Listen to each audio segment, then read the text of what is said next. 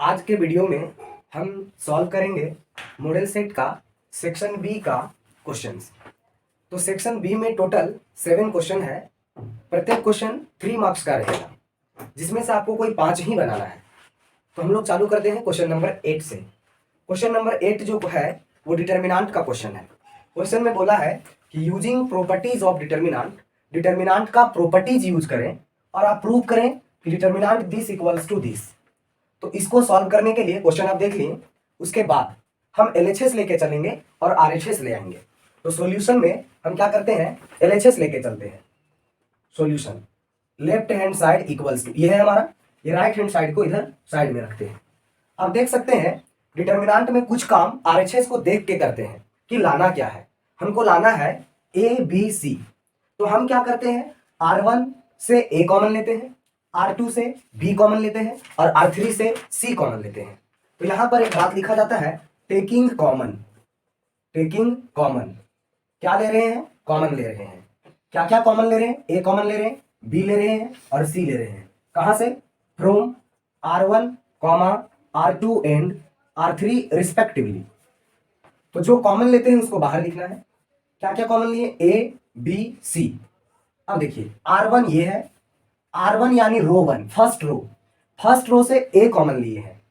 यहां पर क्या होगा, A कॉमन आ जाने के बाद क्या बचेगा 1 प्लस, यहां से तो A कॉमन नहीं आएगा तो 1 A से हमको क्या करना होगा, डिवाइड करना होगा, तो 1/A। यहां भी A नहीं है तो 1/A। 1/A इसलिए आया है क्योंकि A आप कॉमन ले लिए हैं। यहां भी 1 है तो यहां भी क्या बचने वाला है, 1/A। सेकेंड रो से क्या कॉमन लिए है, B। यहां B नहीं है तो क्या होगा, 1/B। यहां B कॉमन ले लिए तो इसके पास क्या बचेगा, 1 प्लस में ये 1 से B कॉमन लिए तो 1/B। यहां क्या, 1/B। उसके बाद थर्ड रो से C कॉमन लिए हैं, यहां क्या होगा, 1/C, 1/C। C से C कॉमन ले लिए तो 1 और 1 से C कॉमन लिए तो 1/C। ये आया। अब देख सकते हैं कि हमको लाना है, एक बात तो आ गया ABC, और क्या करना है, अब लाना है 1 plus 1/A plus 1/B plus 1/C। तो हम देख सकते हैं कि हमारा R1 R2 R3 में ये जो एलिमेंट दिख रहा है, अगर हम तीनों को ऐड करते हैं R1 plus R2 plus R3 तो ये बात आ जाएगा। इसमें भी वही बात आ जाएगा, 1 plus 1/A plus 1/B plus 1/C, इसमें भी वही बात आ जाएगा। तो काम बन जाएगा अगर हम R1 R2 R3 को ऐड करते हैं। तो उससे पहले क्या कीजिए, इस स्टेप को नोट कीजिए। अब हमको जो ऑपरेशन अप्लाई करना है वो ऑपरेशन क्या है, R1 में काम करना है और इसमें क्या करना है, R1 changes to R1 plus R2 plus R3, ये करना है। तो अब हमारा जो डिटर्मिनेंट होगा, एलएचएस जो चल रहा है वो कैसा होगा, ABC बाहर में तो है ही। अब क्या होगा देखिए, तो R1 R2 R3 को ऐड करना है तो कोरेस्पॉन्डिंग एलिमेंट को ऐड करके यहां पर लिखना है। तो तीनों को ऐड किए तो 1 plus 1/A plus 1/B plus 1/C, 1 plus 1/A plus 1/B plus 1/C। फिर इसमें भी ऐड करेंगे तो वही बात होगा, 1 plus 1/A plus 1/B plus 1/C। ये तीनों को ऐड करेंगे फिर से वही बात, 1 plus 1/A plus 1/B plus 1/C। अब इसको हटा देते हैं। सेकेंड रो में क्या बचा है, 1/B, 1 plus 1/B and 1 plus B। Third row में क्या बचा है, 1/C, 1/C and 1 plus 1/C। अब आप देख सकते हैं कि फर्स्ट रो में क्या कॉमन है, ये बात कॉमन है, तीनों के पास यही है। R1 का ईच एलिमेंट सेम है तो वहां से वो बात कॉमन लिया जा सकता है। तो ABC पहले से था, अभी कॉमन क्या ले रहे हैं, 1 plus 1/A plus 1/B plus 1/C common ले रहे हैं। तब क्या बचेगा, 1, 1/B 1/C। यहां से ये कॉमन ले लिए तो 1, ये कॉमन ले लिया गया तो 1, यहाँ 1 प्लस 1/B, यहाँ 1/B, यहाँ पर 1/C, 1 प्लस 1/C। अब क्या करना है, इसको सॉल्व करना है। तो इसको सॉल्व करने के लिए मैक्सिमम नंबर ऑफ जीरो लाने का कोशिश करना है। अगर 1 1 आ गया है किसी रो या कॉलम में तो हम क्या करते हैं, C2 में C1 को सब्ट्रैक्ट करते हैं तो यहाँ 0 आ जाएगा, और फिर C3 में C1 को सब्ट्रैक्ट करते हैं तो यहाँ 0 आ जाएगा। तो फिर से इस स्टेप को नोट कीजिए, फिर हम बताते हैं। जैसे कि अभी हम बोले थे कि अगर 1 1 आ जाता है तो आपको क्या करना है, मैक्सिमम नंबर ऑफ जीरो लाना है डिटर्मिनेंट को सॉल्व करने के लिए। तो इसको सॉल्व करने के लिए हम जीरो लाने का कोशिश करेंगे। यहां पर जीरो कैसे आएगा, तो यहां पर अप्लाइंग ऑपरेशन लगाते हैं हम, C2 changes to C2 minus C1 and C3 changes to C3 minus C1। क्या करते हैं, C2 में C1 को सब्ट्रैक्ट करते हैं और C3 में भी C1 को सब्ट्रैक्ट करते हैं। तो हमारे पास जो एलएचएस चलते आ रहा है वो क्या आएगा, ABC जो पहले से है, 1 plus 1/A plus 1/B plus 1/C, ये दोनों बात पहले से है। अभी क्या क्या ऑपरेशन किए, C1 में कोई काम नहीं हुआ है, सिर्फ काम C2 में, C3 में, तो C1 एज इट इज रह गया 1, 1/b 1/c। C2 में क्या हुआ, C1 को घटा के लिखना है, 1 - 1 0, 1 + 1/b - 1/b, तो ये सब्ट्रैक्ट होने के बाद सिर्फ क्या बचेगा 1, 1/c 1/c 0। C3 में फिर C1 को घटाना है क्योंकि C3 चेंज हुआ है, आप ऑपरेशन लगाए हैं, C3 - C1, 1 - 1 is 0, 1/b - 1/b 0, 1 + 1/c - 1/c is 1। ठीक है, तो अब इसको क्या करते हैं, एक्सपेंड करते हैं। इसको एक्सपेंड किसके अलोंग करते हैं, जिसमें मैक्सिमम नंबर ऑफ जीरो होता है। किसमें है, R1 में ज्यादा जीरो है और C3 में ज्यादा जीरो है, तो आप किसी के भी अलोंग एक्सपेंड कर सकते हैं। तो यहां से हम क्या करते हैं, एक्सपेंड करते हैं इसको, तो लिखते हैं एक्सपेंडिंग अलोंग R1, एक्सपेंडिंग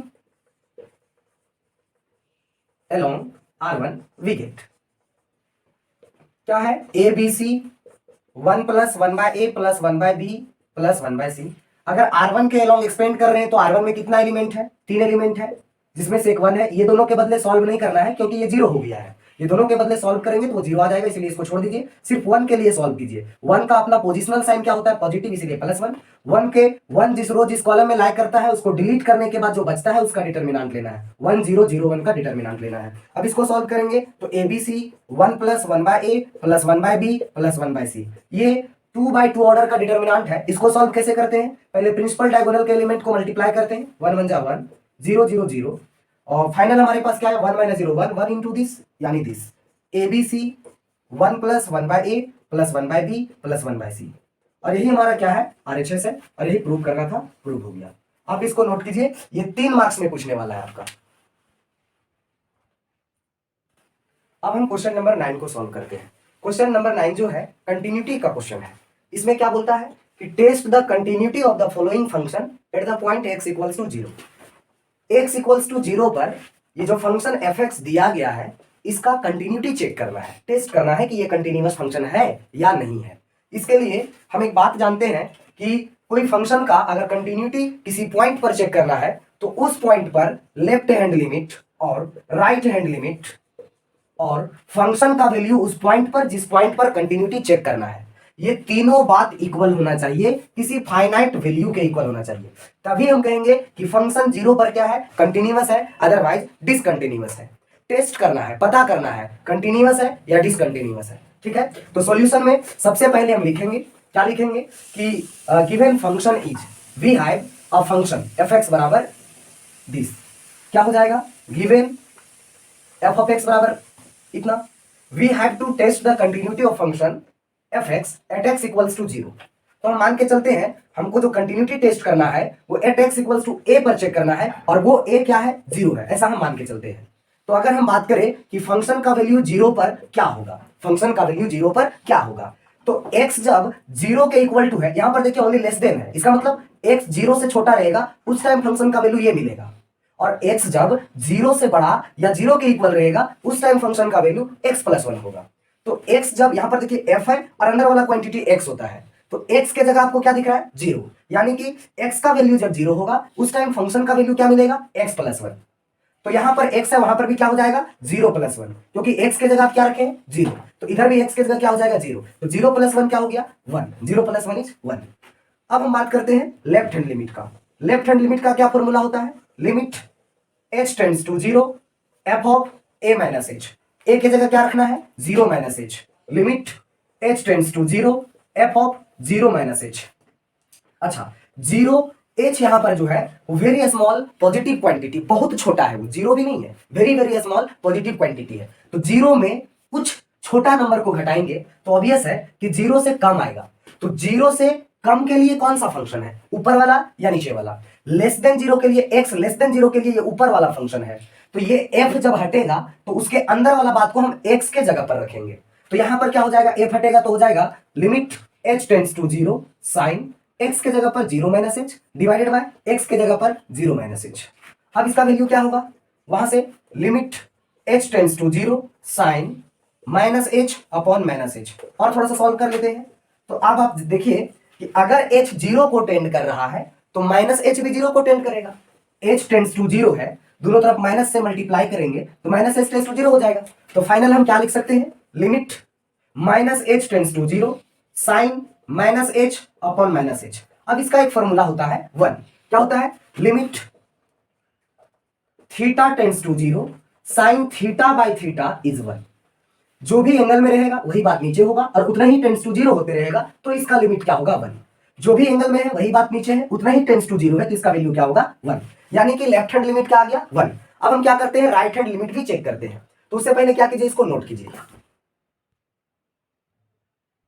अब हम RHLT का बात करते हैं, यानी राइट हैंड लिमिट फाइंड करते हैं। राइट हैंड लिमिट क्या हो जाएगा, F of limit h tends to 0 F of a plus h, यानी 0 प्लस h। इसका मतलब यहां भी 0 प्लस h, ऐसा है क्या, ऐसा नहीं है, क्योंकि 0 से बड़ा के लिए x जब देखो यहां पर क्या आ गया, 0 प्लस h है, यानी 0 से बड़ा। तो x जब 0 से बड़ा हो तो उसके लिए फंक्शन x प्लस 1 है। तो यहां पर क्या हो जाएगा, x के जगह पर 0 प्लस 1, x के जगह पर 0 प्लस h और प्लस 1 लिखना है। उसके बाद टेंडिंग वैल्यू को 0 पुट करना है।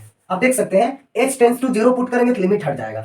तो यहां पर क्या हो जाएगा, 0 प्लस h टेंड्स टू 0 है, तो h की जगह 0 प्लस 1 यानी प्लस 1। तो आप देख सकते हैं सिंस लेफ्ट हैंड लिमिट और राइट हैंड लिमिट और फंक्शन का वैल्यू 0 पर, ये तीनों का तीनों इक्वल टू 1 है, जो कि ये फाइनाइट है।